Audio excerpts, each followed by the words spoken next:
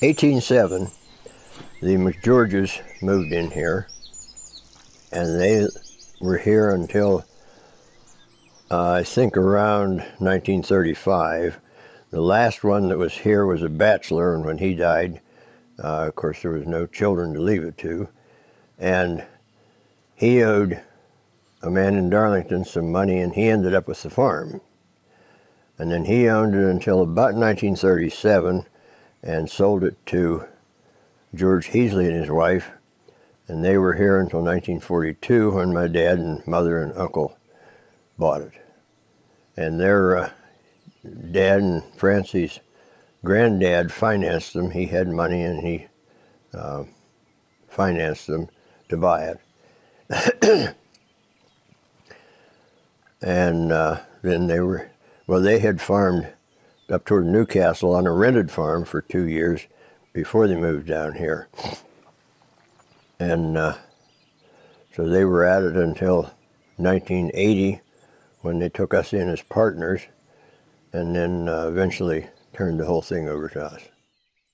In the late 1940s, just in Darlington Township, there were 42 farms shipping milk. Is that right? And today there are none. Today there are Today none. there are none, no. The nearest one,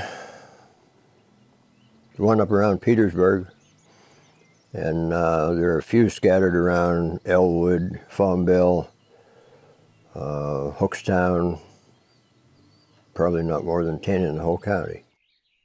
You raised how many children on your farm? 4. You had 4 children. Yeah. And did they all work on the farm? Oh, yeah, yeah. You needed... We have 4 kids, all boys but 3. 4 kids, all boys but 3. I have trouble with math. There's 1 boy and 3 girls, in other words. Okay. And yeah, they were as good at tractor drivers as I am. And well, for instance, we wanted to go away on our 25th anniversary. It was in the spring. We were in the middle of filling silo. And the boy was already gone to college. So I think he came and helped a little bit, but those 3 girls milked all the cows, finished filling the silo, did everything. What do you find was rewarding about farming? Is there any rewards in the farming that you can...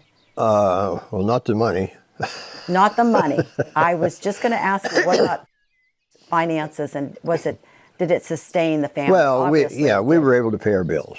You were able to pay your bills. Now, a friend of ours who died a few years ago told me that back when his parents were living, which would have been in the 70s or 80s, they were paying their bills, they were putting money in the bank, and they were replacing machinery as it wore out.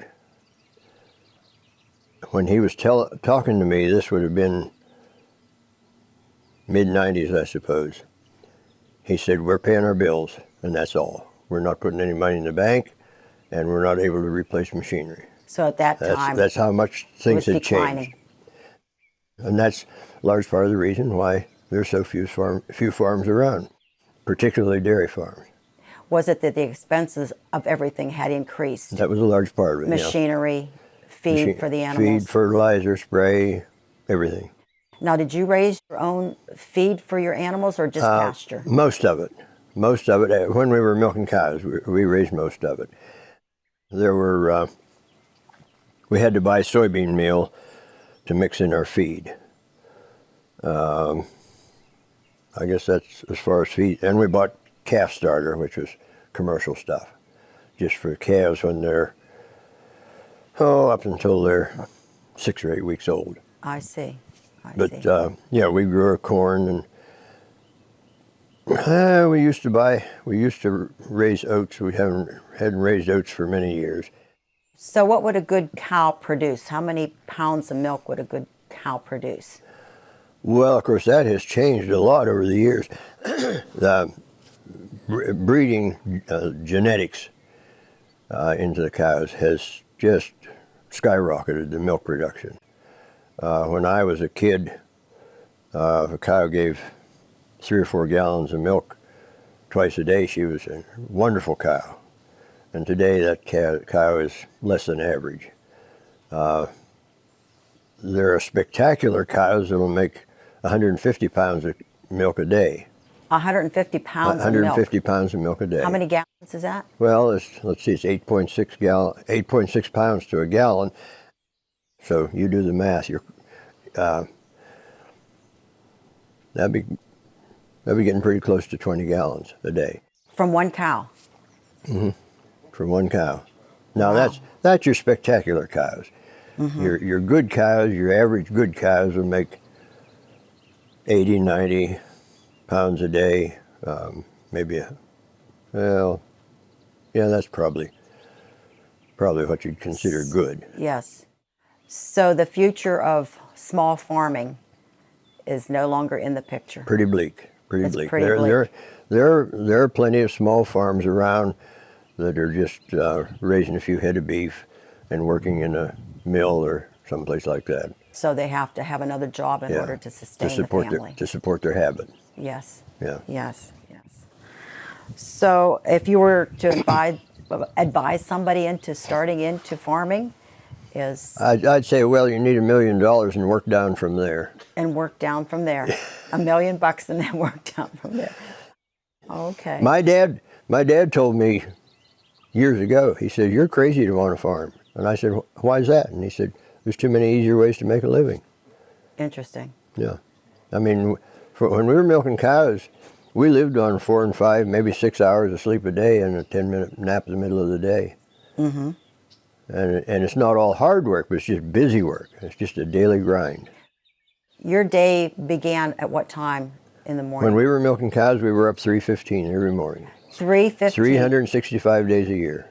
But what were your parents saying? Well, I was talking about when, as far as vacations are concerned. They got married in 1940, took a short 2 or 3 day honeymoon, and it was 27 years before they were away together again overnight. Is that right? That's how tied down they were. Now, of course, they were more committed than a lot of farmers were. A lot of farmers would figure out some way to get away for a week every year or something like that. But they had their nose to the grindstone most of the time. So both wife and husband and children worked very diligently on the farm to make a go. Mm-hmm. You had to. Yeah. You absolutely had to. Up at 3:15 in the morning, and what time would you get to bed at night then? 9 or 10. 9 or 10. Yeah. Okay. No square dance time in there. Oh, once in a while. Once in a while, square dance time. We didn't do it here. We didn't do it here then at that time. You didn't. Yeah. There were 13 granges in Lawrence County where we belonged to Grange, and the young people had a square dance every month. And when I was growing up, I went it most of the time. Mm-hmm. What is a grange? A grange? The Grange started out as a farm organization, and it was a secret society, and they were the main mover behind getting rural free mail delivery. And then back at that time, they would go together and order a train car load of fertilizer or something like that, and then they'd divide it up amongst the farmers. So a grange also had members. Did you sign up as a member of this grange? Yeah, you became a member. Yeah. Mm-hmm. Mm-hmm. Okay. Yes. So granges were throughout the area then. Yeah. The one we went to is right over here north of New Galilee, and there's one up by Mount Jackson, one over the other side of Elwood, and then a number of them scattered through So would Lawrence farmers County. get together to share information then about farming? To share information. A lot of times they'd have a speaker come and explain something scientific, something technical, or some new thing that was out there available, new information. I see. But they also had a literary program. And the literary program included a speaker, if they had that, but it would also include somebody playing the piano and maybe a quartet singing and somebody giving a recitation of some kind. Oh, I see. Yeah. And prior to that, the Grange started early 1900s around here. Prior to that, they had literary society, and literary society usually took place in one of these little one-room country schools. And that's what it was. They'd get together, and they might have a debate, or they might have a play, a skit, or something like that, just entertainment. Usually have it inside the school building in the evening, and have it. Of course, back then, most of the schools didn't have electric, so they had oil lamps and so on. Mm-hmm. But then the Grange kind of supplanted that. So how much farmland would you need to sustain one cow? How many an acre? Oh, my. Never thought of that. I don't know. If you grass fed, but you also hay, of course, hay during the winter months. Yeah, we raised hay. We had. So you had to have enough land in order to sustain the cow. Yeah. And milk production, of course, was your quality of your pasture too. Yeah. And your feed. No, better quality milk. When I was a kid, the pasture, the main cow pasture, was across the road, that flat ground down there. Mm-hmm. And for a number of years, we irrigated that every day during the summer. Is that right, to keep it growing? We pumped water out of the creek and had 6-inch pipe, maybe 100 feet of it, and 2 or 3 sprinklers on that space, and water it for a couple of hours, and then move all those pipes somewhere else and irrigate someplace else. And that was just more time consuming. Not hard work, but time consuming. Time consuming. Mm-hmm. Mm-hmm. We were fortunate to have the little beaver right there for a good supply of water. Mm-hmm. And then there's a little run about this wide that goes through the middle of the pasture too, so the cows had water to drink. So the rewards of farming.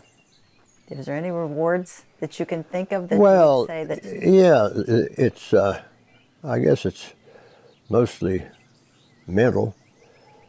Just the fact of being your own boss and doing things pretty much the way you wanted to do them, even if it worked or not. And the family was all together. And the family was all together. So family life. Yeah, a lot of people think about the whole family eating dinner together. We milked together. That's where we spent our time together. Was in the barn when we were milking, mm-hmm. Laughing, joking, arguing. Mm-hmm. Well, that sounds like a fun time to me. Yeah. Family time. Yeah. And families aren't together as much as they used to be. No, not near as much. And what a shame. What a shame. But Sundays, you always went to church. Very rarely did we miss. Yeah, nearly always. Yeah. Mm-hmm.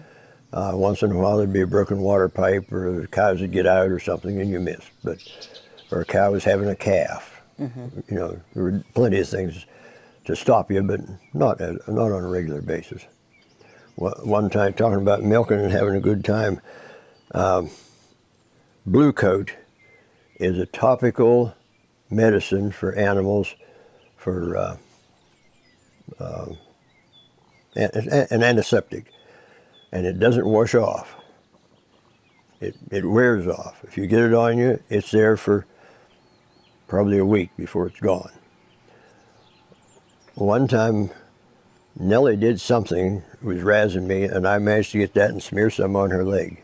A few minutes later, I wasn't looking, she smeared some on my bald head. And it was still there when I went to church Sunday. Oh, my goodness.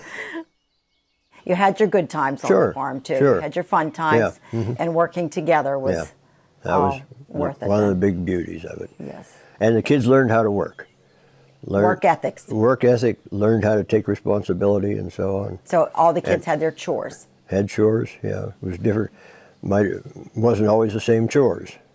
One of them might have to clean up the barnyard. We had a little scraper on the back of the tractor, clean the barnyard, or curry some cows, or mow hay, whatever. So the kids had working chores every day. A friend of hers told her one time, lives in Beaver Falls, told her one time, I envy you having something worthwhile to give your kids to do. She said, my kids can take the garbage out, they can run the sweeper, they can dust, but you can't do that all day, every day. Right. And she had spent time on her grandparents' farm, so she had some idea what she was talking about from her own experience. When you're referring to she, you're talking about your wife, Bernice, Yeah. right? Yeah, right. Okay. Okay. Yeah. We just want to make that clear. Okay. When I was a kid, a lot of kids that didn't live on farms still had an uncle or a grandfather or somebody that had a farm, and they'd spend some time on a farm. So they had some idea how things were done and what took place on a farm. Today, there are very few people that have that experience because there are a lot less farmers. Well, when William Penn was here, they were clearing ground to farm. And he specified they were to leave one acre in every 5 in trees. And the ecology depends a lot on what's done with the land.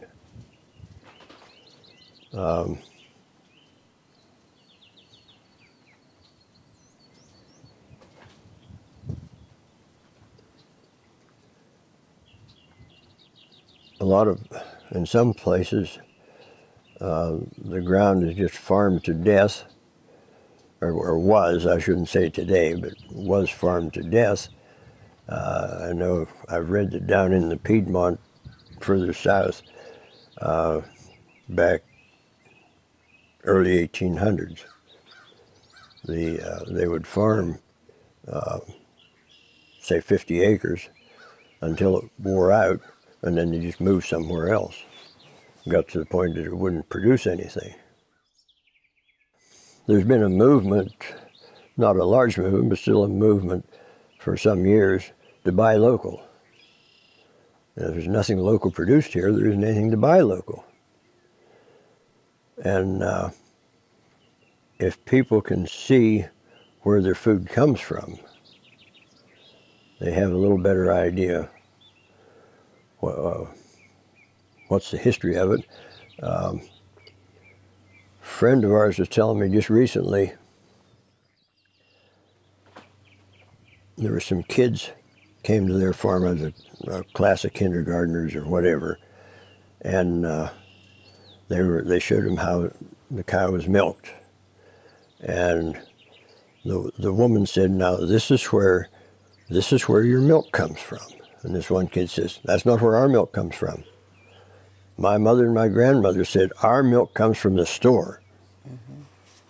And that's the attitude that a lot of people have. A lot of kids grow up with that. So we want to let the children of today know that there's more than just going to the store. Yeah. To get now, agriculture and agribusiness is the biggest business in Pennsylvania. And I can't give you any figures, but the value commercially, financially, is phenomenal. How much is produced and the number of people that it supports. The people that earn their living on the farm or on feed mill or on a machinery sales company, things like that support the farm, but the farm supports them too. Without the farmer, there would be no food. Yeah, no farms, no food. Yeah.